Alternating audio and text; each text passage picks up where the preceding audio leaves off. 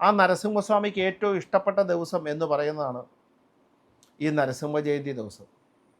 അദ്ദേഹം ജനിച്ച നാൾ, അദ്ദേഹം ഉണ്ടായ നാൾ അത് വൈശാഖത്തിലാണ്. ഈ വൈശാഖ മാസം എന്തുകൊണ്ടാണ് പ്രാധാന്യം ഉണ്ടായതെന്ന് ചോദിച്ചാൽ ഇതൊക്കെ അതിൻ്റെ കാരണങ്ങൾ.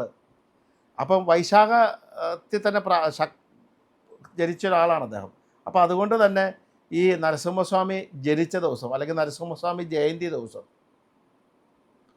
നരസിംഹസ്വാമിയെ കാണുന്നത് അല്ലെങ്കിൽ നരസിംഹസ്വാമിയുടെ അടുത്ത് തൊഴുന്നത്, നരസിംഹസ്വാമിക്ക് ചെത്തിപ്പൂ സമർപ്പിക്കുന്നത്, നരസിംഹസ്വാമിക്ക് പാൽപ്പായസം കഴിക്കുന്നതും കടുംപായസം കഴിക്കുന്നതും, നരസിംഹസ്വാമിക്ക് തുളസിമാല സമർപ്പിക്കുന്നത്, നരസിംഹസ്വാമിക്ക് കദളിപ്പഴം നിവേദിക്കുന്നത് ഒക്കെ അതിഗംഭീരാണ്, അതികേമത്താണ്.